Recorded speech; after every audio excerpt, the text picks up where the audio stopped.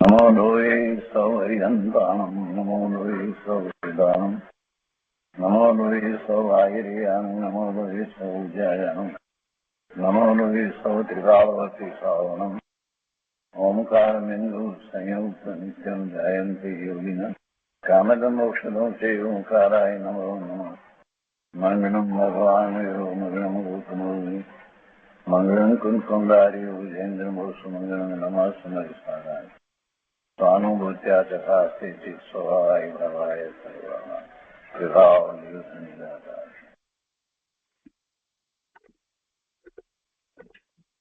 સ્વામી કાર્તિકેય અનુપ્રેક્ષા.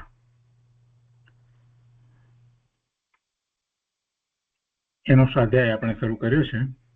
એમાં પહેલી ગાથા આપણે કરી છે. શુભચંદ્રાચાર્ય ની ટીકા છે અને પંડિત જયચંદજી છાપડાએ એના ભાવાર્થ લખ્યા છે. તો એ આજે આગળ લઈએ છીએ.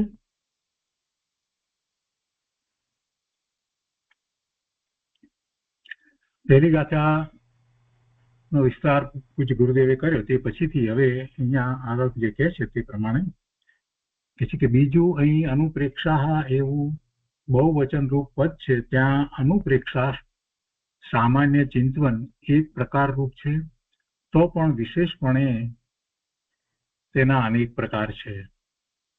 ભવ્ય જીવોને જે સાંભળતા જ મોક્ષ માર્ગમાં ઉત્સાહ ઉપજે એવા ચિંતવનના સંક્ષેપતાથી 12 પ્રકાર છે.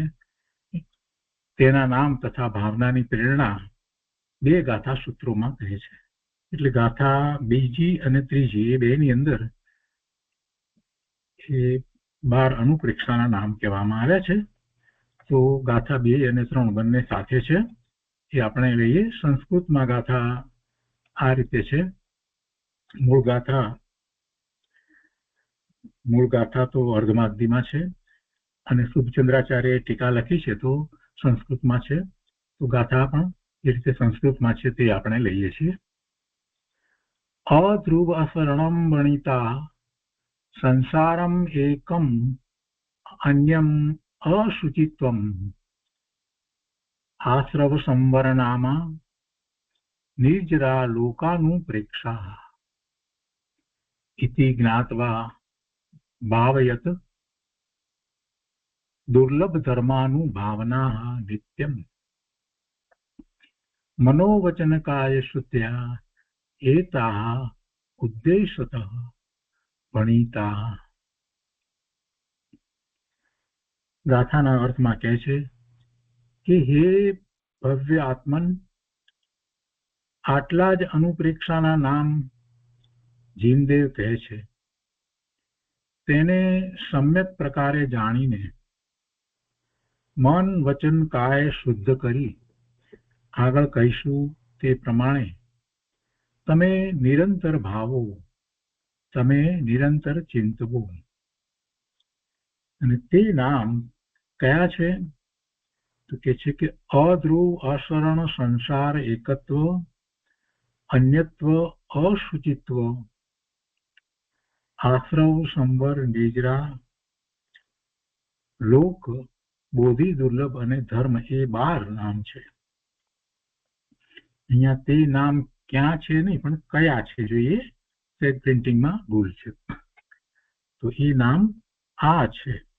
અધ્રુવ અશરણ સંસાર એકત્વ અન્યત્વ અશુચિત્વ આશ્રમ સંવર નિજરા લોક બોધિ દુર્લભ અને ધર્મ એ 12 છે. એના ભાવાર્થમાં કહે છે કે એ 12 ભાવનાના નામ કયા તેનું વિશેષ અર્થરૂપ કથન તો આગળ યથાસ્થાને થશે જ. વળી એ નામ સાર્થક છે.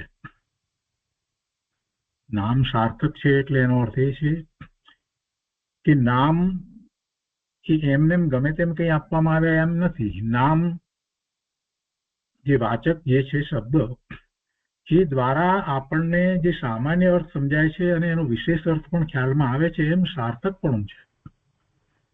એ નામ સાર્થક છે. અર્થ છે એનો એના અર્થ રહિત છે. તો કે છે કે તેનો અર્થ શું? અને એ અર્થની અંદર અહીંયા આચાર્ય સુખચંદ્રાચાર્યજીએ જે ટીકામાં કહ્યું છે તેને એના ઉપરથી પંડિત જયચંદજીએ જે લખ્યું છે એ બહુ મહત્વનું છે. એટલું યાદ રાખીએ તો આપણને કેટલી બધી વાત તરત જ સ્મરણમાં આવે. તો જો અહીંયા કહે છે કે એનો અર્થ શું? અધ્રુવ તો અનિત્યને કહીએ છીએ. શું કહ્યું? અધ્રુવ તો અનિત્યને કહીએ છીએ. ધ્રુવ હોય એટલે તો એક સરખું હોય નહીં.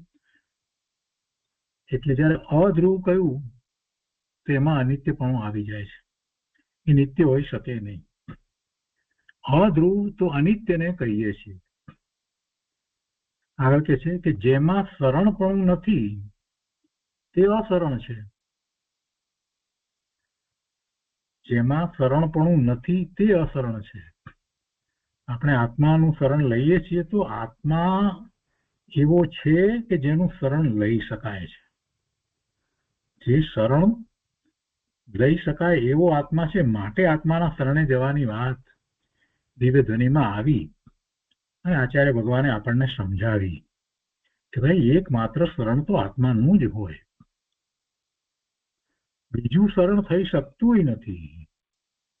એટલે જેમાં શરણપણું નથી એ અશરણ છે. હવે જગતમાં બીજું કાંઈ છે કે જે આત્માને શરણભૂત હોય?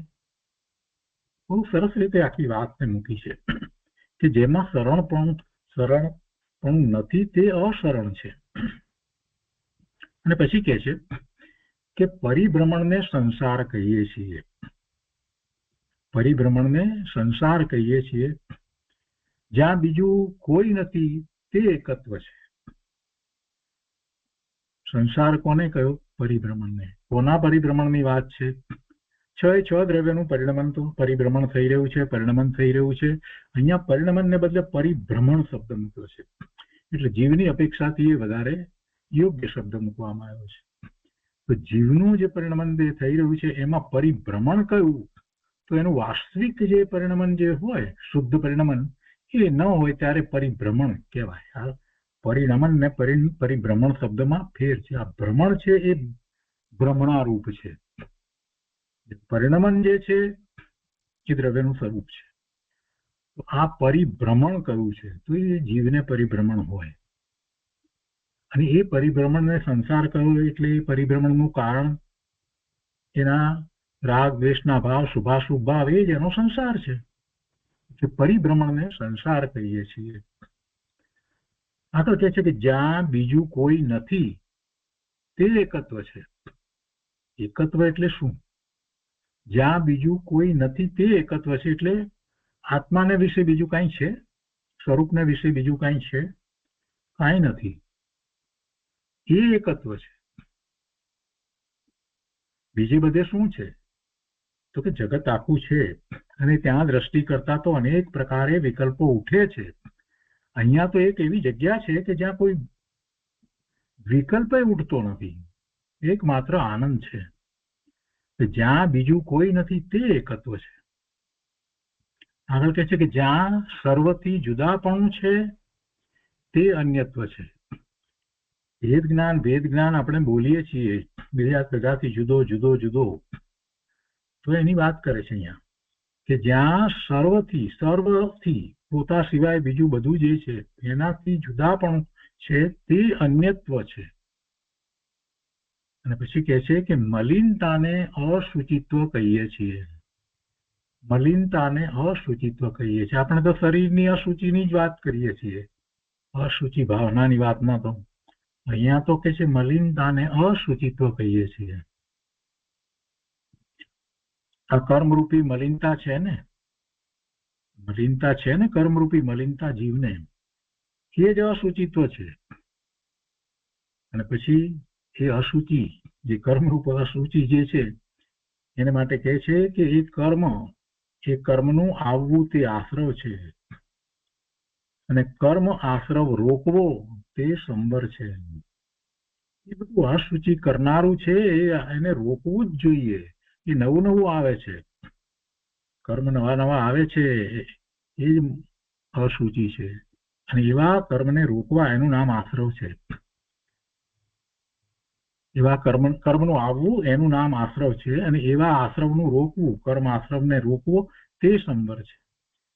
કર્મનું આવવું એટલે અશુચિ થવી. એ આશ્રવમાં અશુચિ થાય છે અને એ કર્મ આશ્રવ રોકાવો તે સંવર છે. પણ જે આવ્યા હતા એનું શું? તો કે એ કર્મનું ખરવું તે નિર્જરા છે. એ કર્મનું ખરવું તે નિર્જરા છે. જેમાં 6 દ્રવ્યોનો સમુદાય છે તે લોક છે. અતિ કઠણતાથી પ્રાપ્ત કરીએ તે દુર્લભ, બોધિ દુર્લભ છે. આ બધું સમજી અને પોતાના સ્વરૂપની પ્રાપ્તિ માટેનો યથાર્થ બોધ પામવો, માત્ર માહિતી રૂપે એમ નહીં, યથાર્થ બોધ પામવો કે જેના ફળ સ્વરૂપે પોતાને શુદ્ધ પરિણામ થાય, ત્યારે એ બોધિ દુર્લભ કહેવાય. ત્યારે એ બોધિ કહેવાય ને એ બોધિ છે તે દુર્લભ છે. બાકી તો આપણને બધાને આવડે છે. આ તો બધું વાંચ્યું ને આવડે છે. આટલા બધા શાસ્ત્ર કર્યા, અમને શું નથી આવડતું? અમને તો ખબર છે. આ તો બોધિ છે, અમને બોધ બરાબર ખબર છે. અરે ભાઈ, બોધિ દુર્લભ અમસ્તુ નથી કહ્યું. બોધ પામ્યો છે તું? આચાર્ય ભગવાન આપણને એમ કહે છે કે તું બોધ પામ્યો છે? જો બોધ પામ્યો હોય તો તારામાં પરિવર્તન હોય, તો તારા પરિણામ નિર્મળ થતા હોય. અને એવા પરિણામ થવા એને બોધ પામ્યો એમ કહેવાય. અને એ દુર્લભ છે, એ અતિ દુર્લભ છે. અનંત કાળથી જીવે એવા નિર્મળ પરિણામ કર્યા જ નથી.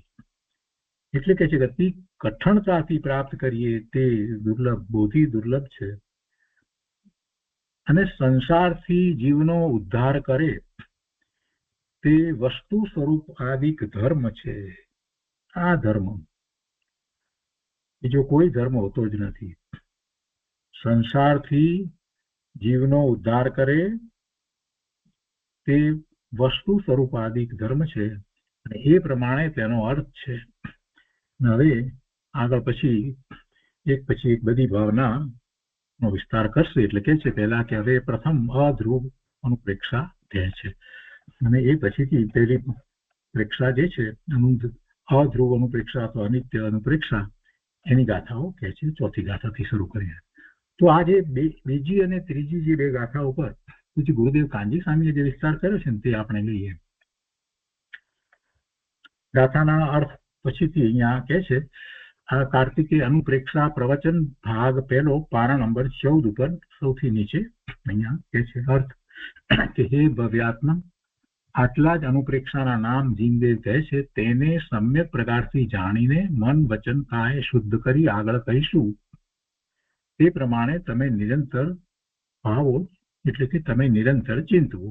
અને તે નામ કયા છે? તો કે છે કે અધ્રુવ, અશરણ, સંસાર, એકત્વ, અન્યત્વ, અશુચિત્વ, આશ્રવ, સંવર, નિજરા, લોક, બોધિ, દુર્લભ અને ધર્મ. એ 12 છે. ગુરુદેવ કહે છે કે જુઓ, સદાય આ ભાવનાઓ જ ભાવવા જેવી છે. સદાય આ ભાવનાઓ જ ભાવવા જેવી છે. દુકાન, મકાન વગેરે બહારના પદાર્થોના કાર્યો તેના કાળે સ્વયં થાય છે.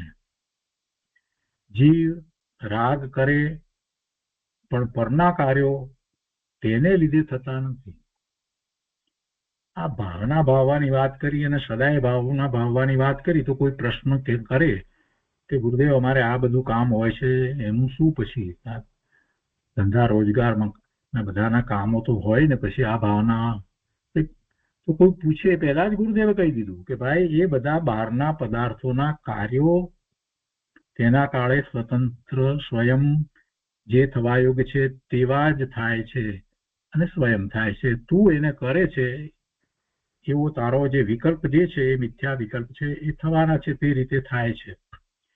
જીવ રાગ કરે પણ પરના કાર્યો એના રાગ કરવાને લીધે, એના વિકલ્પને લીધે કંઈ થાય છે એવું વસ્તુનું સ્વરૂપ નથી. રાગ કરે માટે એ કાર્યો થાય છે એમ નથી. જીવ રાગ કરે પણ પરના કાર્યો તેને લીધે થતા નથી. તે પોતામાંથી રાગ ટાળીને, જીવ પોતે પોતામાંથી રાગ ટાળીને વિતરાગતા પ્રગટ કરે તો તેથી કઈ જગતના કાર્ય અટકી જતા નથી. પોતામાંથી રાગ ટાળી અને વિતરાગતા પ્રગટ કરે તો તેથી કઈ જગતના કાર્ય અટકી જતા નથી. તે તો તેનું જેમ થવાનું હોય તેમ થયા જ કરે છે. આ વાત આવી એટલે મને એક વાત યાદ આવે છે. ઘણા વર્ષો પહેલાની વાત છે. એ જમાનો હતો જ્યારે જવાહરલાલ નહેરુ વડાપ્રધાન હતા અને એ વખતે એવું બધું ચાલતું હતું જાણે કે નહેરુ પછી શું થશે, આ ભારત દેશનું શું થશે, નહેરુ પછી કોણ, બધાને ચિંતા ઉઠતી હતી. બધાને એ વખતમાં ચિંતા ઉઠતી હતી. 1964 ની અંદર જ્યારે નહેરુ એક્સપાયર થઈ ગયા ત્યાર પછીથી આમ જરા થઈ ગયો, બધાને આંચકો લાગી ગયો ભારતની અંદર. પણ આપણે જોઈ રહ્યા છીએ અત્યારે કે એમને એમ દેશમાં જે કંઈ ચાલ્યા કરે છે તે ચાલ્યા જ કરે છે. એક પણ કામ અટક્યા નથી. જે થવાનું છે તે થાય છે. કોઈને લીધે કાંઈ થતું નથી. એ વાત આપણને તો જૈન દર્શનમાં અનંતકાળથી કહેવામાં આવી છે, પણ આ જીવને વિશ્વાસ નથી આવતો ને. એ કાર્યો, જગતના કાર્ય અટકી જતા નથી. તે તો તેનું જેમ થવાનું હોય તેમ થયા જ કરે છે. બીજો જીવ તેનું અભિમાન તથા રાગ કરે, હું કરું, મેં કર્યા આયોજનો, મેં આમ કર્યું તેમ કર્યું, એ રાગ કરે. પણ એ આત્મા બીજું કરી શું શકે છે? ભગવાન આત્મા જેને મૂર્તિકપણું નથી, જેને સ્પર્શ નથી, જેને વર્ણ નથી, જેને ગંધ નથી, એ શું કરે? એ પરમાં પહોંચતો નથી, પરમાં વ્યાપતો નથી, એ શું કરે? પરનું લક્ષ કરી અને વિભાવ ભાવે થાય એ સિવાય બીજું કઈ વધારે કરી શકે એવી આત્મામાં, બહારમાં કઈ પણ કરવાની શક્તિ તો છે જ નહીં. પણ એનામાં અનંત એવી શક્તિ પડી છે કે પોતે પોતાના સ્વભાવ ભાવે રહી અને શાશ્વત સુખ, શાંતિ, આનંદની દશાને પ્રગટ કરી શકે. એ કાર્ય થઈ શકે એવું છે. બાકી બીજાના કાર્ય કરવાનું વાત તો ભૂલી જવા જેવી જ છે. બીજાના કાર્યો હું કરું, બીજા આયોજન મેં કર્યા, આ જન્મ જયંતિ અમે ન હોત તો ઉજવાત જ નહીં, અમે જ્યારથી શરૂ કર્યું છે ત્યારથી આ જન્મ જયંતિ ઉજવાય છે, અમારે માથે તો બહુ બોજો છે ભાઈ, શું વાત કરીએ, વગેરે વગેરે. નાની નાની બાબતમાં આખો ભાર માથે ઉપાડીને ફરે છે. ધર્મના નામે ભાર ઉપાડીને ફરે છે. કરતાપણાને છોડતો નથી. જેની જયંતિ ઉજવી રહ્યો છે, જેને શું કહ્યું તું એનો તો કોઈ વિચાર નથી. ઉત્સવો ઉજવવા છે, આયોજનો કરવા છે અને એમ માને છે કે અમે હતા એટલે થયું. અહીંયા ગુરુદેવ ના પાડે છે, ભાઈ જગતના કાર્ય અટકી જતા નથી. એ જ્યારે જેમ થવાના હોય તેમ થયા કરે છે. બીજો જીવ તેનું અભિમાન તથા રાગ કરે પણ પરમાં કાંઈ ન કરે. અને તે અભિમાન તથા રાગ છોડતા તેનું પોતાનું કાર્ય સુધરી જાય. પણ એ અભિમાનને રાગ છોડે તો એનું પોતાનું કાર્ય તો સુધરી જાય. વાત તો બરાબર છે, સમજાય છે, કેમ કે એની દ્રષ્ટિ સ્વરૂપ તરફ જાય. પણ તેથી પેલા જગતના કાર્યો અટકશે ના. ગુરુદેવ ના પાડે છે કે પણ તેથી કઈ જગતના કાર્ય અટકી જતા નથી. આ જીવ મેં કર્યું અથવા હું કરું એવો જે મનમાં અભિમાન લઈને ફરે છે તો કે છે કે એ એનો રાગ છે અને એનું એ અભિમાન છે. એ રાગ ને અભિમાન છોડશે તો એને પોતાને લાભ થશે, પોતાનું કામ સુધરશે. પણ તેથી કઈ જગતના કાર્ય અટકી જતા નથી. અને આમ જે ઓળખે તેને જ આ 12 ભાવનાઓ હોય છે. આમ જે માને આવી જે શ્રદ્ધા કરે એ જ 12 ભાવનાના સાચા સ્વરૂપને સમજી અને આચરણમાં મૂકી શકે. 12 ભાવનાઓ ભાવવી તેમાં મારું કાર્ય છે, બહારના કાર્યોમાં મારું કાર્ય નથી. અને આમ સમજીને પોતે પોતાના ચૈતન્ય સ્વરૂપમાં ઉત્સાહ પ્રગટ કરીને આ 12 ભાવનાઓ વારંવાર ભાવો આ જેવી છે. ગુરુદેવને આ બીજી અને ત્રીજી ગાથા દ્વારા જે કહેવું હતું એ બધું અહીંયા એક પેરેગ્રાફમાં બહુ સ્પષ્ટ રીતે કહી દીધું. ગુરુદેવની આ જ વિશિષ્ટતા છે. તો હવે ગાથા પર વિસ્તાર કરતા ગુરુદેવ કહે છે પછીના દિવસના પ્રવચનની અંદર કે જેને આત્માનું જ્ઞાન આનંદ નિત્ય સ્વરૂપ દ્રષ્ટિમાં આવ્યું છે તે જ જીવ ખરેખર આ અનિત્ય વગેરે 12 ભાવનાઓ ભાવી શકે છે. એટલે બીજી રીતે કહીએ તો જેને સ્વરૂપનો નિર્ણય થયો છે, એની શ્રદ્ધા થઈ છે, તે જીવ ખરેખર આ અનિત્ય વગેરે 12 ભાવનાઓ ભાવી શકે છે. આત્માનું સ્વરૂપ સ્વ પર પ્રકાશક ચૈતન્યમય છે. તેના ભાનપૂર્વકની આ ભાવનાઓ ધર્મીને હોય છે. આ ભાવનાઓ ધર્મીને હોય છે. ધર્મી કોને કહીએ? સાચો ધર્મી કોને કહેવાય? સમ્યક દ્રષ્ટિ છે તે સાચો ધર્મી છે. એટલે ખરેખર તો ગુરુદેવ જે વાત કરે છે એ પ્રમાણે આપણે વિચાર કરીએ તો સમ્યક દર્શન પ્રગટ કર્યું છે એને આ ભાવના હોય છે અને એથી આગળ વધી અને એની ભાવના એ સતત રહ્યા જ કરે છે. મારી ભાવના એને કઈ ગોખવું પડે, યાદ કરવું પડે એમ નથી. એ ચિંતન રૂપે સહજ છે. એ ભાવનાનો શબ્દ કઈ બોલી અને હવે હું આ અનિત્ય ભાવના ભાવું એમ કરીને એનો વિચાર નથી કરતો. એ ભાવના જે છે એ તો જીવન સાથે એને વણાઈ ગઈ છે. એને બોલવું નથી પડતું કે હવે આ અસૂચિ ભાવના, એમ નહીં. આ બારી બાર ભાવના એને જીવન સાથે વણાઈ ગઈ છે. સમ્યક દ્રષ્ટિ છે, સત્યનો સ્વીકાર છે, એવી શ્રદ્ધા છે અને આત્માની એવી અનુભૂતિ છે એટલે એને એવી ભાવના હોય છે. ગુરુદેવ એટલા માટે આમ કહે છે કે આત્માનું સ્વરૂપ સ્વ પર પ્રકાશક ચૈતન્યમય છે. તેના ભાનપૂર્વકની આ ભાવનાઓ ધર્મીને હોય છે અને અજ્ઞાની જીવ સ્થિર ચિદાનંદને ભૂલીને પોતે સ્થિર ચિદાનંદ છે, બદલાતો નથી, ધ્રુવ છે. સ્થિર ચેતના ધ્રુવ કહેવું છે. જ્ઞાન આનંદ સ્વરૂપને ભૂલીને શરીર આદિ પર સંયોગને સ્થિર રાખવા માંગે છે. શરીર આદિ પર સંયોગને સ્થિર રાખવા માંગે છે. શરીરને બરાબર સરખું રાખવા માંગે છે. જે સ્વાસ્થ્યની અપેક્ષાએ, સુંદરતાની અપેક્ષાએ, બધી રીતે એમ કે શરીરને બરાબર રાખવું એને માટે. અને આ સંયોગો, પોતાને જે પ્રાપ્ત થયેલા સંયોગો, અનુકૂળતાના સંયોગો, એ બધાને એક સરખા સ્થિર રાખવા માંગે છે. સંયોગો 3 કાળમાં કોઈને સ્થિર રહ્યા નથી. કોઈને સંયોગો સ્થિર રહેતા નથી. સંયોગનો અર્થ જ એ છે કે વિયોગ થવાનો છે. સંયોગ જ્યારે થાય છે ત્યારે એની સાથે એનો વિયોગ થવાની તારીખ નક્કી હોય છે. પણ આ જીવ સંયોગ આવે, એમાં અનુકૂળતાનો સંયોગ આવે ને એટલે બહુ ગાંડો થઈ જાય છે. એમ નથી વિચાર કરતો કે આ સંયોગ આવ્યો, આ તારીખમાં સંયોગ આવ્યો છે તો એની કોઈક તારીખ વિયોગ થવાની નિશ્ચિત હોય ને હોય જ. જે વાત આટલી વાતને જે સમજે છે એને સંયોગની દ્રષ્ટિ થતી નથી. એ સંયોગનો જ્ઞાતા દ્રષ્ટા થઈ જાય છે. એને એ સંયોગને સ્થિર રાખવા નથી. સંયોગ એના કારણે આવે ને જાય છે. નદી કિનારે ઊભો માણસ જુએ છે કે પાણી આવે છે ને જાય છે. એને પાણી રોકવાનો વિકલ્પ નથી આવતો. જુએ છે, બસ પાણી વહે છે. તો એવી રીતે આ સંયોગો વહી રહ્યા છે. સમ્યક દ્રષ્ટિને તો એમ છે ને. ગુરુદેવની દ્રષ્ટિ કેવી છે જુઓ ને, કે છે કે આ પોતાના જ્ઞાન આનંદ સ્વરૂપને ભૂલી અને શરીર આદિ પર સંયોગોને સ્થિર રાખવા માંગે છે. પણ સંયોગો તો અસ્થિર છે, અધ્રુવ છે. અરે પુણ્યની વૃત્તિ ઉઠે તે પણ અસ્થિર છે. એક સરખું પુણ્ય ક્યાં થઈ શકે છે? એક સરખો સ્વભાવે રહેતો નથી.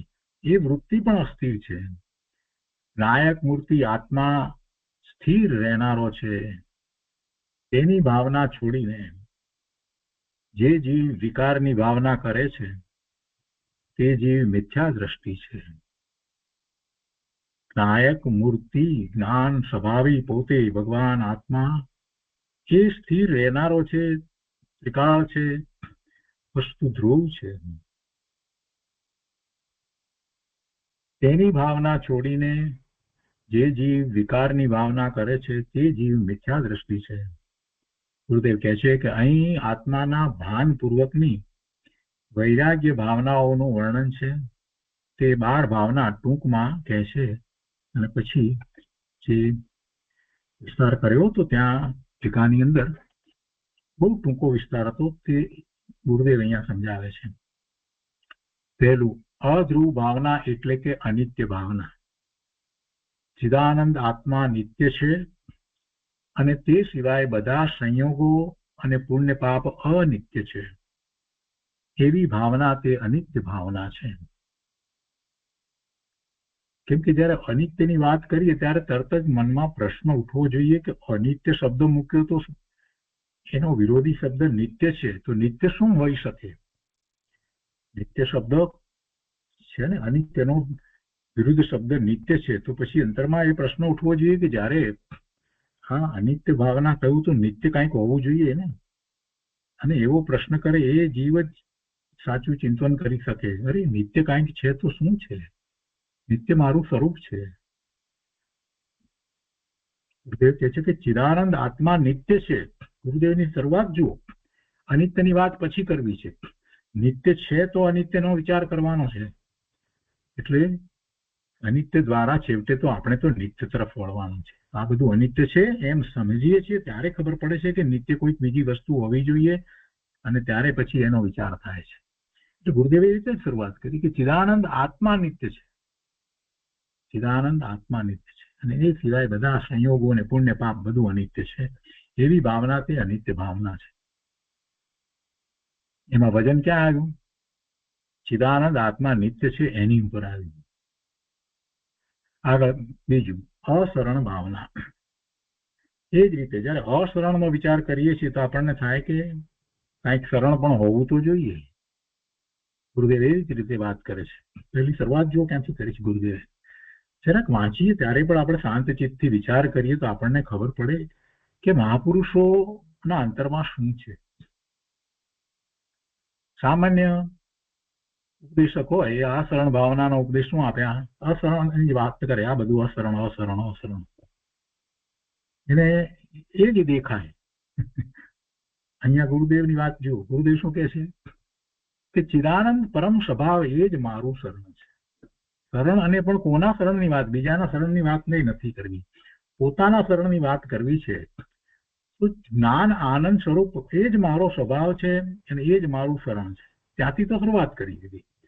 અશરણ ભાવના નો વિચાર કરતા ગુરુદેવ કેવી રીતે જુએ છે જુઓ.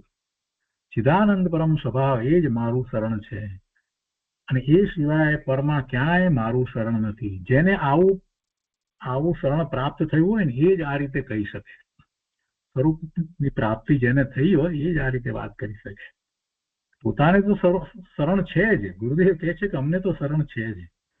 અમારું શરણ તો અમારો આત્મા જ છે અને એ સિવાય પરમાં ક્યાંય મારું શરણ નથી. આત્માનું શરણ જાણ્યું છે તે જ પરને અશરણપણે જાણીને અશરણ ભાવના ભાવે છે. શરણ પ્રાપ્ત થયું નથી પછી અશરણ ભાવનાની વાત ક્યાં રહી? ગુરુદેવ કહે છે કે અરિહંત ભગવાન વગેરેને શરણ કહેવા તે તો ઉપચારથી છે. આપણે મંગલિકમાં બોલીએ છીએ ને, ચત્તારી મંગલમમાં, ચત્તારી શરણમ પવજામી, અરિહંતા શરણમ પવજામી, સિદ્ધા શરણમ પવજામી, સાહુ શરણમ પવજામી, કેવલી પનત્તો ધમ્મમ શરણમ પવજામી. એ 4 શરણ છે એમ આપણે બોલીએ છીએ. અને પછી આપણે તો પ્રતિક્રમણમાં તો એ બોલીએ છીએ કે નિશ્ચયથી હું મારા શરણે જઉં છું. અહીંયા એ વાત છે. અરિહંત ભગવાન વગેરેને શરણ કહેવા તે તો ઉપચારથી છે, પણ અરિહંત ભગવાને કહ્યો તેવો પોતાનો સ્વભાવ તે જ પોતાને શરણ છે. એ સિવાય ક્ષણિક ભાવો કે પર વસ્તુ કોઈ જીવને શરણ નથી. ચૈતન્યના શરણપૂર્વક યથાર્થ અશરણ ભાવના છે. કોઈ પર વસ્તુને ગ્રહતો કે છોડતો નથી. આવા ભાનપૂર્વક ધ્રુવ શરણનું અવલંબન કરવું તેમાં જ ખરી અનિત્ય ભાવના અને અશરણ ભાવના છે. એમાં ગુરુદેવે આ વાત સાથે લીધી કે મને કાંઈક બીજું શરણ થાય, બીજું મને કાંઈક ઉપયોગી થાય, એવું જ્યાં સુધી પડ્યું હોય ને ત્યાં સુધી એની દ્રષ્ટિ બહારમાં રહે. પણ જેને આત્માની અનુભૂતિ થઈ છે એને હવે બહારમાં કોઈ શરણ દેખાતું જ નથી. બીજા મને શું શરણ આપે, કોણ કોનું રક્ષણ કરે? તો તે ભગવાન આત્મા નિત્ય વસ્તુ છે. જેમાં અનંત કાળમાં હજી એક ગુણ ઓછો થયો નથી કે એક ગુણ વધ્યો નથી. એવું ને એવું પોતાનું સ્વરૂપ જળવાઈ રહ્યું છે. એ કોઈના શરણને કારણે, કોઈએ બીજાએ જાળવી રાખ્યું છે? ના. તો પછી મારું કોઈ કાંઈ લઈ જવાનું છે, મને કોઈ દુઃખી કરી દેવાનું છે, એવી કોઈ વાત છે જ નહીં. તો હું શા માટે કોઈના શરણે જઉં છું? કોઈનું શરણ હું શા માટે શોધું? હું પોતે સ્વયં ભગવાન છું, તો પછી મને બીજાના શરણની જરૂર ક્યાં છે? એટલે એ કોઈ વસ્તુની ઈચ્છા એ કરતો નથી, કોઈને ગ્રહતો નથી કે છોડતો નથી કે કાંઈ નથી. એવા ભાનપૂર્વક ધ્રુવ વસ્તુ પોતાની એનું શરણ, એનું અવલંબન કરવું, તેમાં જ ખરી અનિત્ય ભાવના અને અશરણ ભાવના બંને આવી જાય છે. તે કહે છે કે જ્ઞાન સામર્થ્યમાં એકાગ્ર થવું તે જ ખરી ભાવના છે. પોતાનું જ્ઞાનનું સામર્થ્ય, એમાં એકાગ્ર થવું. આત્મા એક અને 12 ભાવના એમ કહેવામાં આવ્યું છે ને અહીંયા. આત્મા એક અને ભાવના 12. એ ભાવના એ તો ભેદથી કથન છે. એ ભેદ કરી અને નામ આપ્યા. પણ એ આખો વિચાર જે છે, 12 ભાવનાનો સમગ્ર વિચાર જે છે એ સમ્યક દ્રષ્ટિને સહજ હોય છે. નામ વિના જ એ જ ભાવ ચાલ્યા કરે છે. એ છે કે એ ભાવના તે તો ભેદથી કથન છે. ત્યાં 12 ભાવનાના વિકલ્પની મુખ્યતા ન ગણતા અંતર સ્વભાવમાં એકાગ્રતા થવી તે જ ખરી ભાવના છે. સ્વરૂપમાં એકાગ્રતા થતા પછી જીવને એ જ ભાવના હોય છે. 12 ભાવના એમાં આવી જાય છે. નિત્ય શરણરૂપ એવા ચૈતન્યના ભાન વિના વધુ અનિત્ય છે એમ કહે તેને ખરેખર અનિત્ય ભાવના ન કહેવાય. શું કહે છે? નિત્ય શરણરૂપ એવા ચૈતન્યનું ભાન તો છે નહીં. પોતાના ચૈતન્ય ભગવાન આત્માનું ભાન હોય નહીં અને પછી બોલે કે બધું અનિત્ય છે, બધું અનિત્ય છે એમ કહે તેને ખરેખર અનિત્ય ભાવના ન કહેવાય. ચૈતન્ય ભગવાન જ શરણભૂત છે, તેની ભાવનાથી સંવર થાય છે પોતાનો ભગવાન. એ સિવાય બીજું બધું અશરણ છે, બીજું બધું પછી અનિત્ય છે. એટલે જે પરના લક્ષ્ય થતા પોતાના જે ભાવ વગેરે જેને હું શરણભૂત માનતો હતો, આ બધું એ બધું જે છે તે અશરણ છે.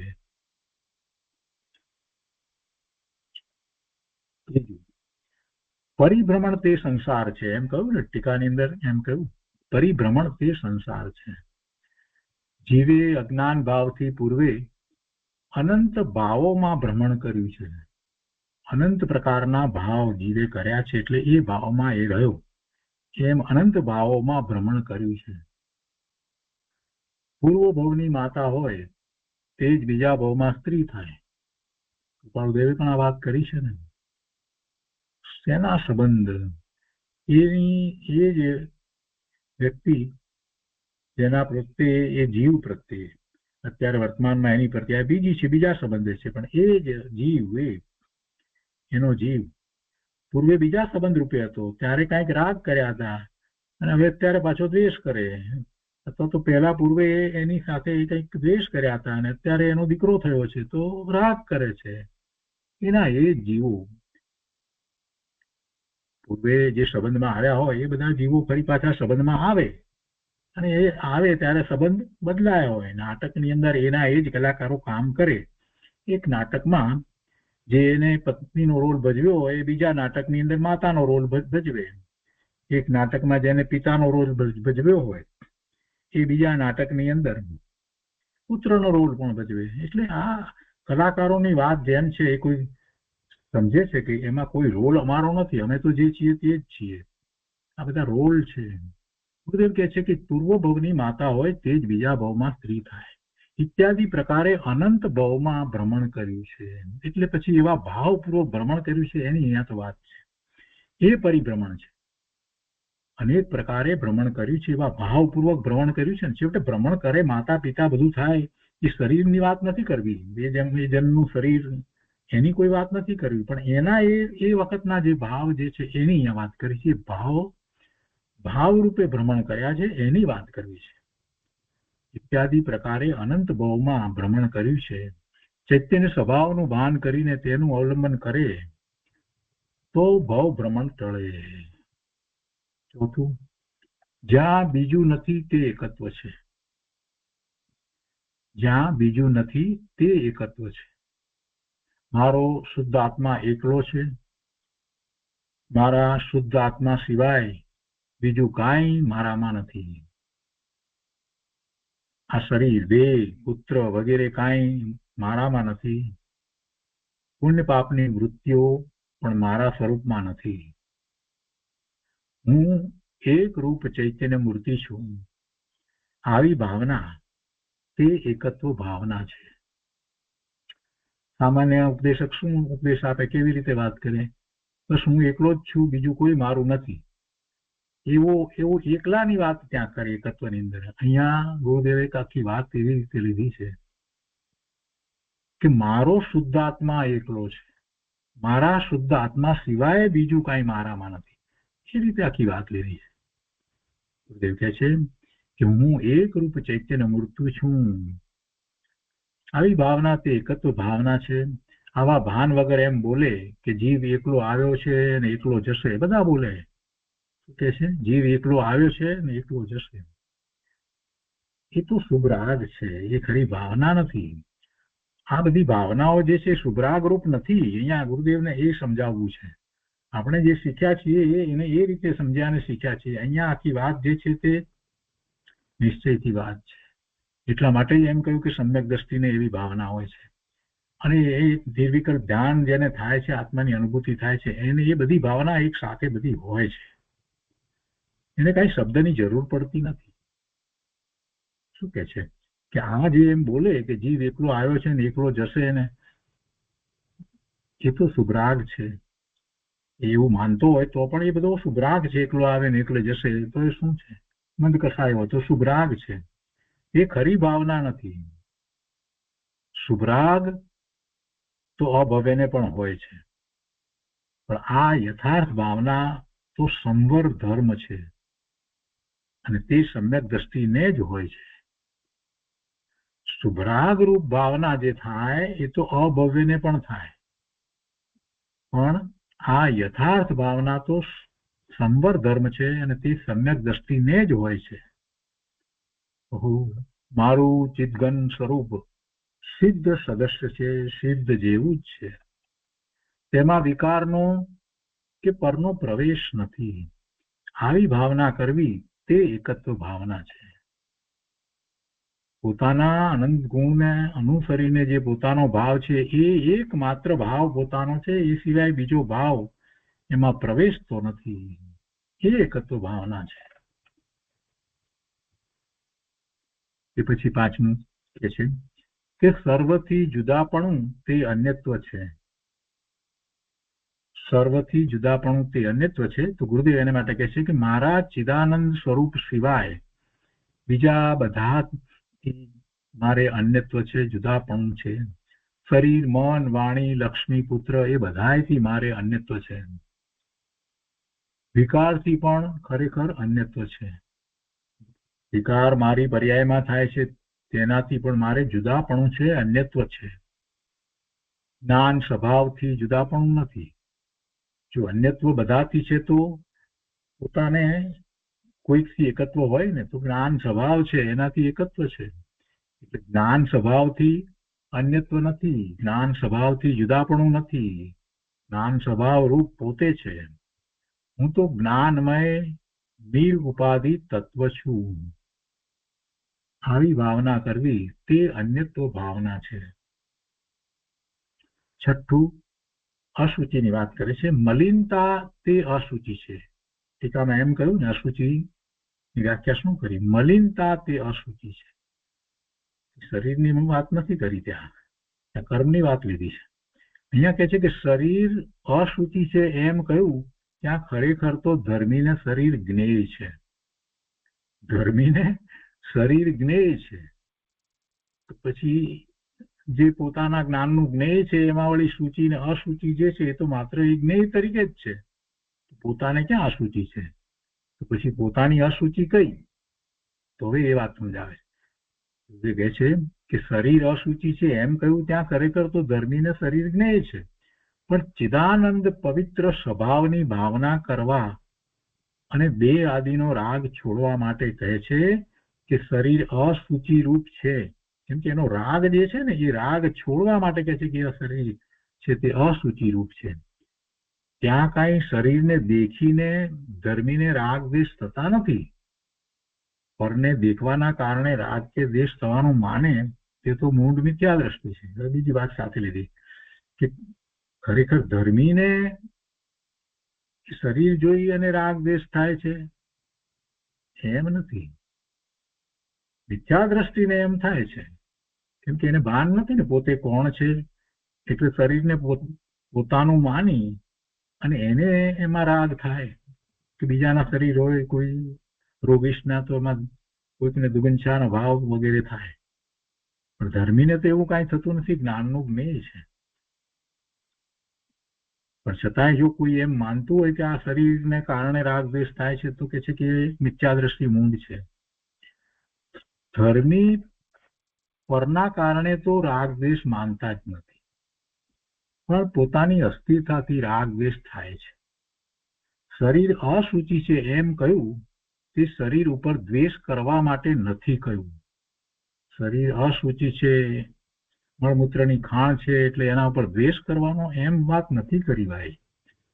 પણ શરીરથી ભિન્ન પવિત્ર જ્ઞાન સ્વભાવની ભાવના કરવા માટે કહ્યું છે. ભાઈ એ અસૂચિ છે, ગમે તેવું સુંદર બધી વાત હોય તો પણ એ અસૂચિ છે ને સૂચિ તો તારું સ્વરૂપ છે. એનું લક્ષ કરાવવા માટે એમ કહ્યું છે કે શરીરથી ભિન્ન પવિત્ર જ્ઞાન સ્વભાવની ભાવના કરવા માટે કહ્યું છે. શરીરના બધા અંગોમાંથી અસૂચિ ઝરે છે અને મારા આત્મ સ્વભાવમાંથી પવિત્ર જ્ઞાન આનંદ ઝરે છે. આમ સમજીને ધર્મી પોતાના અંતર સ્વભાવમાં જેટલો એકાગ્ર થાય તેટલી ભાવના છે.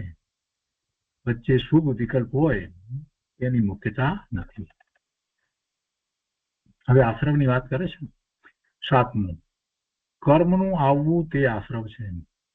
સમ્યક દ્રષ્ટિ વિચારે છે કે હું મારા ચિદાનંદ સ્વભાવમાં કર્મની ઉપાધિ નથી.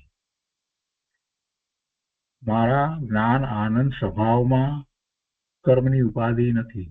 મારા સ્વભાવને કર્મ રોકતા નથી. ઘાતી કર્મ કયા સ્વભાવ ભાવનો ઘાત કરે છે એને? ભાઈ ઘાતી કર્મ સ્વભાવ ભાવનો ઘાત કરતા નથી. સ્વભાવ ભાવનો ઘાત તો પોતે પોતાના ઊંધા પુરુષાર્થથી કરી રહ્યો છે. સ્વભાવ ભાવનો ઘાત કોઈ કર્મ કરતા નથી. કર્મના ઉદય સાથે જોડાઈ અને પોતે સ્વયં પોતાના જ્ઞાન આનંદના સ્વભાવનો ઘાત કરે છે અને એમ એને કર્મ બંધાય છે. પણ છતાંય મારું જ્ઞાન આનંદ સ્વરૂપ જે છે એની અંદર એ કર્મ ઘૂસતા નથી, પેસતા નથી. કે છે કે મારા ચિદાનંદ સ્વભાવમાં કર્મની ઉપાધિ નથી. જે વ્રત આદિની શુભ વૃત્તિ ઉઠે તે પણ કર્મના આશ્રવનું કારણ છે. કોણ વિચારે છે આવું? સમ્યક દ્રષ્ટિ વિચારે છે કે હો મારા ચિદાનંદ સ્વભાવમાં કર્મની ઉપાધિ નથી. સમ્યક દ્રષ્ટિ એમ વિચારે છે કે આ શુભ ભાવ આવ્યો વ્રતનો, આજે ઉપવાસનો ભાવ આવ્યો તો એ શુભ વૃત્તિ ઉઠી તે પણ કર્મના આશ્રવનું કારણ છે, તે મારું સ્વરૂપ નથી. સમયસારમાં આ વાત આવે છે. જે ઉદયો જે છે કઈ રીતે ઉદયો છે તો કે બધા ઉદયો કર્મના છે, કર્મજનિત છે એમ ત્યાં શબ્દ મૂકી દેવામાં આવે છે. કેમ કે આત્મા તો શુદ્ધ છે અને એમ શુદ્ધ આત્માને દર્શાવી અને એ દ્રષ્ટિનો વિષયને ત્યાં બહુ સ્પષ્ટ કર્યો છે. આ શુભ ભાવની વૃત્તિ ઉઠે છે જીવની પર્યાયમાં અને પુરુષાર્થની વાત કરી ત્યારે એમ કહેવામાં આવે કે ભાઈ આ બધી વૃત્તિ ઉઠે છે એમાં તારો દોષ છે. શુભ કે અશુભ ગમે તેને વૃત્તિ ઉઠે છે તે તારો દોષ છે. ત્યારે એમ કહેવામાં આવે પણ પછી જ્યારે હવે શું કરવું, એનો ઉપાય શું કરવો, આવી વૃત્તિ ઉઠે છે તો શું ઉપાય કરવો, તો ઉપાય જયારે બતાવે છે ત્યારે એમ કે છે કે ઉપયોગને જે બહારમાં રાખે છે એને શુભ ને અશુભ વૃત્તિ ઉઠે છે તો ઉપયોગને સ્વ તરફ વાળી દે તો એ વૃત્તિ ઉઠશે નહીં. તો સ્વ તરફ વાળે તો પછી એ વખતે એને એમ કે છે કે જે સ્વ છે તે કેવું છે, કેવા સ્વ તરફ તારે ઉપયોગને વાળવાનો છે. ત્યાં એમ કે છે કે ત્યાં તો તું શુદ્ધ સિદ્ધ સમાન છો એમ પકડ, એવું પોતાનું શુદ્ધ સ્વરૂપ છે એમ જ લે.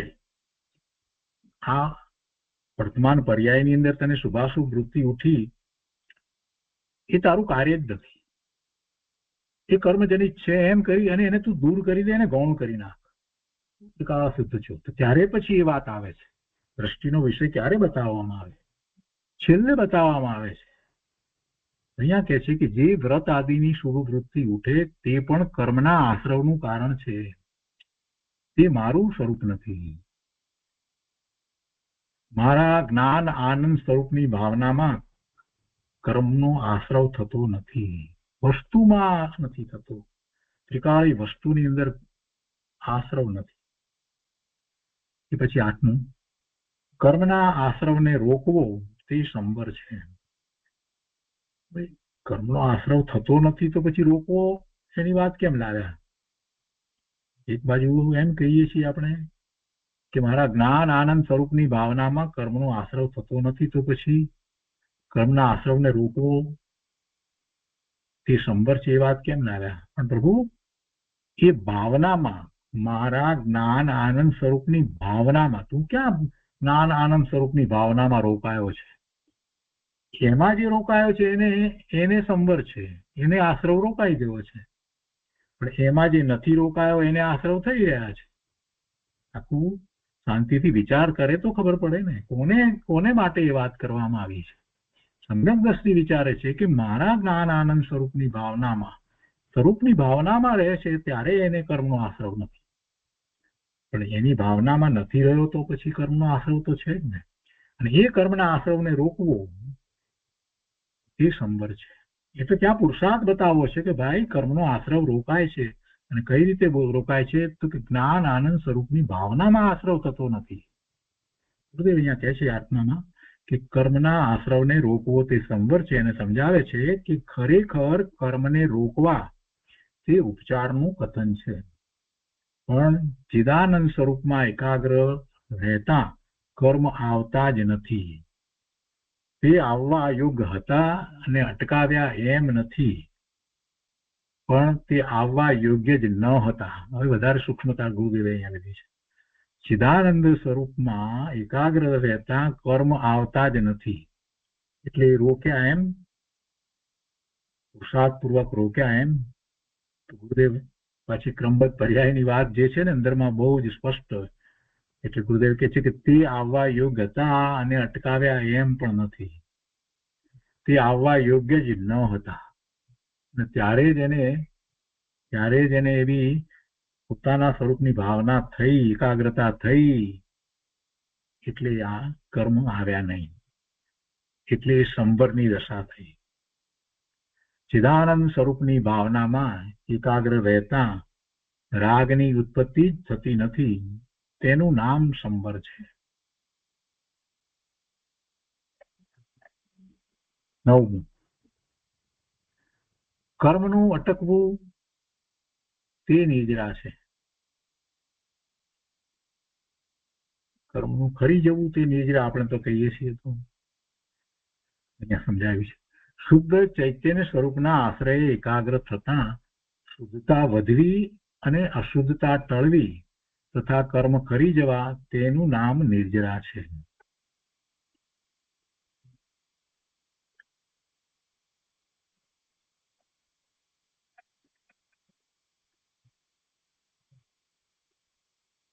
અહીંયા જે છે એમ લીધું છે કર્મ આશ્રમ રોકવા પછી કર્મનું ખરવું તે નિજરા છે એમ જ લીધું છે. અહીંયા જે મૂળ ટીકા છે એમાં તો એ રીતે જ લીધું છે, કર્મનું ખરવું તે નિજરા છે એમ જ લીધું છે. એટલે અહીંયા જરાક કર્મનું અહીંયા અટકવાની જગ્યાએ ખરવું તે નિજરા છે એમ હોવું જોઈએ. એને ગુરુદેવે પણ એમ જ સમજાવ્યું છે કે શુદ્ધ ચૈતન્ય સ્વરૂપના આશ્રયે એકાગ્ર થતા શુદ્ધતા વધવી અને અશુદ્ધતા ટળવી તથા કર્મ ખરી જવા તેનું નામ નિજરા છે. એકાકાર અભેદ દ્રવ્યની દ્રષ્ટિ રાખીને આ બધી ભાવનાનું વર્ણન છે. જો આ 12 ભાવનામાં પણ અલૌકિક વિતરાગતા છે. ગુરુદેવે એમને આખી વાતને એ રીતે લીધી છે, આખી નિશ્ચય અપેક્ષા એ વિતરાગતાની વાત છે એમ ગુરુદેવે ભાવનાને સમજાવી છે. આગળ અહીંયા કહે છે કે મહા અલૌકિક અધ્યાત્મ શાસ્ત્રો સમયસાર, પ્રવચનસાર, નિયમસાર અને પંચાસ્તિકાયના વાંચન પછી, સ્વાધ્યાય પછી આપણે પણ આ બધા શાસ્ત્રોનો સ્વાધ્યાય કર્યો છે. કેટલા બધા શાસ્ત્રોનો સ્વાધ્યાય આપણે તો કર્યો છે. પૂજ્ય ગુરુદેવના પ્રવચનો સહિત આપણે બધાનો સ્વાધ્યાય કર્યો છે ને. તો હવે કે છે કે પછી આ 12 ભાવનાનું શાસ્ત્ર વંચાય છે અને આપણે માટે પણ એવું જ છે. કેટલા બધા શાસ્ત્રો અભ્યાસ પછીથી આ 12 ભાવનાનું શાસ્ત્ર વંચાય છે. તો તેમાં સંધિ છે. શું સંધિ છે? કે જેને 12 ભાવના રૂચતી નથી તેને ખરેખર અધ્યાત્મનું ભાન નથી. એટલે આ શાસ્ત્રનો અભ્યાસ કર્યો અને અભ્યાસ પછી જે પોતાને તપાસે અને વિચાર કરે કે આ 12 ભાવનાની પોતાને કેટલી રુચિ છે, સાચા અર્થમાં કેટલી રુચિ થઈ છે, એમ જ્યારે તપાસે તો એને ખબર પડે કે એને જે સ્વાધ્યાય કર્યો એ કેવો કર્યો.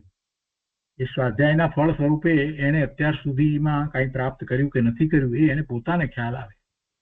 આટલા બધા શાસ્ત્રોના સ્વાધ્યાય પછીથી જો એને આ 12 ભાવનાની ખરેખર સાચી રુચિ થાય તો કંઈક એને સ્વાધ્યાય કર્યો એ કહેવાય. પણ એમાંની કાંઈ જ રુચિ કાંઈ ન થતું હોય તો એનો બધો જ સ્વાધ્યાય જે છે એ માત્ર માહિતી જ્ઞાન રૂપ રહ્યો.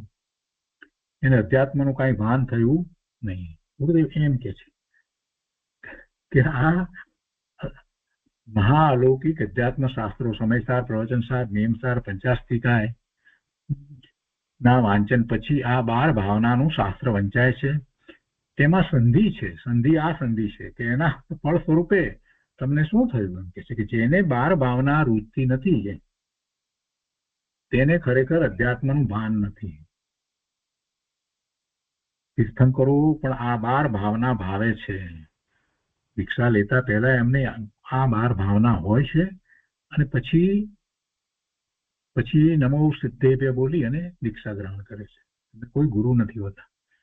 પણ ગુરુની ક્યાં જરૂર છે? ક્ષાયિક સમ્યક દ્રષ્ટિ છે અને અંદરમાં આ ભાવના ઉગ્રપણે ચાલી રહી છે એટલે એટલો બધો પ્રચંડ વૈરાગ્ય ઉત્પન્ન થાય છે કે પછી એ બધું છોડી, રાજપાટ છોડી એ બધું નીકળી જાય છે. તીર્થંકરો પણ આ 12 ભાવના ભાવે છે. જ્યાં અંતરના અખંડ સ્વભાવની દ્રષ્ટિ થઈ ત્યાં આવી વૈરાગ્ય ભાવનાઓ હોય છે. તેમજ ભૂમિકા અનુસાર પૂજા, ભક્તિ, સ્વાધ્યાય વગેરેનો શુભભાવ પણ હોય છે. તે શુભરાગને ધર્મ નથી માનતા, પણ ભક્તિ વગેરેનો શુભરાગ આવ્યા વિના રહેતો નથી. જે ભૂમિકાએ જે દશા હોય તેનો વિવેક હોવો જોઈએ. આગળ કહે છે કે નિત્ય ચૈતન્ય સ્વભાવની ભાવના પૂર્વક શુદ્ધિની વૃદ્ધિ થાય અને કર્મ ખરે તેને નિજરા કહે છે. સામાન્યપણે કર્મના પરમાણુઓ તો બધાય જીવોને સમયે સમયે ખરે છે. તે વિપાક નિજરા છે. કેમ કે એનો સમય જેટલો હતો, સ્થિતિબંધ જેટલા કાળનો હતો એટલું કાળ જ રહે પછી ખરી જાય છે અને એમાં કાંઈ ધર્મ નથી. દરેક સમયે એવી વિપાક નિજરા તો થઈ જ રહી છે એટલે એમાં કાંઈ ધર્મ નથી. દ્રવ્યલિંગી સાધુ પુણ્યમાં ધર્મ માનતો હોય તેને પણ પૂર્વના કર્મો ખરે છે, પણ સાથે મિથ્યાત્વના અનંત કર્મો નવા બંધાય છે. જેને સમ્યક દર્શન નથી થયું એની વાત કરી છે કે જેને સમ્યક દર્શન નથી થયું એને પણ કર્મ તો ખરે છે, પણ સાથે ને સાથે જેવા ભાવ કરે છે એ પ્રમાણે બીજા કર્મ બંધાય છે. એટલે તેને ખરેખર નિજરા ન કહેવાય. પણ પોતાના સ્વરૂપનું જ્ઞાન ભાન વર્તે છે એને નવા કર્મ એટલા બંધાતા નથી, અતિ અલ્પ બંધાય છે. અને પૂર્વના કર્મ પહેલાના જે કર્મ હતા એ ઉદયમાં આવીને ખરી જાય છે, તો એને નિર્જરા થાય છે. નિર્વિકલ્પ દશામાં વિશેષ નિર્જરા હોય છે, એ વખતે ખૂબ સંવરની દશા છે. અને સવિકલ્પ દશાની અંદર પણ એવા જ્ઞાની ધર્મીને નિજરા થાય છે. એ પછી 10મું છે કે 6 દ્રવ્યનો સમુદાય તે લોક છે. લોક ભાવનાની વાત લીધી છે. હું 6 દ્રવ્યોનો જ્ઞાતા છું એમ જ્ઞાની ભાવનાપૂર્વક 6 દ્રવ્યને જાણવા, એમ જ્ઞાનની ભાવનાપૂર્વક હું 6 દ્રવ્યનો જાણનારો છું, જ્ઞાતા છું એમ જ્ઞાનની ભાવનાપૂર્વક 6 દ્રવ્યને જાણવા તે લોક ભાવના છે. પછી 11મું કહે છે અતિ દુર્લભતાથી જેની પ્રાપ્તિ થાય તે બોધિ દુર્લભ છે. આ જગતમાં જીવને બોધિ જ મહાદુર્લભ છે. બોધિ એટલે સાચી સમજણ. બુદ્ધિ એટલે સાચી સમજણ, એવો બોધ, પરમાર્થે મુક્તિની પ્રાપ્તિ કરાવનારો બોધ. તે જીવને અનંત કાળમાં મહાદુર્લભ છે. જો સમ્યક દ્રષ્ટિ આવી સમ્યક દર્શન આદિની દુર્લભતાની ભાવના કરે છે. સમ્યક દર્શન થયા પછી એને એ જ ભાવના હોય છે કે એ આવો બોધ હું પામ્યો, પ્રભુનો મહા ઉપકાર થયો અને આવો બોધ મને પ્રાપ્ત થયો, એટલે એ બોધમાં જ રહે છે. એને ક્યારેય એ બોધ છૂટી જાય એમાં શંકા આશંકા થાય એમ પછી થતું જ નથી. એ દુર્લભ વસ્તુની પોતાને પ્રાપ્તિ થઈ છે ને, એટલે એમ છે. સ્વર્ગ આદિનો ભવ પામવો તે કઈ ખરેખર દુર્લભ નથી, તે તો અનંતવાર મળી ગયા. પણ ચૈતન્ય સ્વભાવના શ્રદ્ધા જ્ઞાન રમણતા તે જ જીવને ખરેખર દુર્લભ છે. ચૈતન્ય સ્વભાવના શ્રદ્ધા જ્ઞાન રમણતા એટલે સમ્યક દર્શન થવું એ જ ખરેખર જીવને દુર્લભ છે ને એ જ બોધ છે. એટલે કે બોધ પામ્યો છે, બોધ પામ્યો ત્યારે જ કહેવાય કે એને એવા પરિણામ થાય રત્નત્રયના. એ પછી છેલ્લી 12મી ભાવનાની વાત કરતા કહે છે કે સંસારથી જીવનો ઉદ્ધાર કરે તેનું નામ ધર્મ છે. ધર્મ ભાવના એટલે શું? સંસારથી જીવનો ઉદ્ધાર કરે તેનું નામ ધર્મ છે. કેમ કે સંસાર પર્યાય એ આત્માની સાચી પર્યાય નથી, એ ઉપાધિ છે. જીવને સંસાર પર્યાય ન હોય, ભલે અનંતકાળથી છે છતાં પણ એ એનું સાચું સ્વરૂપ નથી. સિદ્ધ પર્યાય એ જ એનું સાચું સ્વરૂપ છે. અને એવા સિદ્ધ પર્યાયને પ્રગટ કરવા માટે જ આ ધર્મ છે. વસ્તુ સ્વરૂપ તે ધર્મ છે. ચૈતન્ય સ્વરૂપનું ભાન કરીને તેમાં એકાગ્ર થતા જીવને જન્મ મરણનો અભાવ થઈ અને મુક્ત દશા થઈ જાય છે. આવી ધર્મ ભાવના છે. તો આ રીતે ગુરુદેવ કહે છે કે આ પ્રમાણે 12 ભાવના ટૂંકમાં વર્ણવી, હવે એક એક ભાવના વિસ્તારથી વર્ણવે છે. તો એ રીતે ગાથા બીજી અને ગાથા ત્રીજી નો સ્વાધ્યાય પૂરો થયો. આજનો સ્વાધ્યાય અહીંયા સુધી રાખીએ છીએ. આવતા વખતથી આગળ પહેલી ભાવનાથી શરૂ કરી અને આગળ લઈશું. એટલે અધ્રુવ અનુપ્રેક્ષા ચોથી ગાથા આવતા સ્વાધ્યાયથી લઈશું.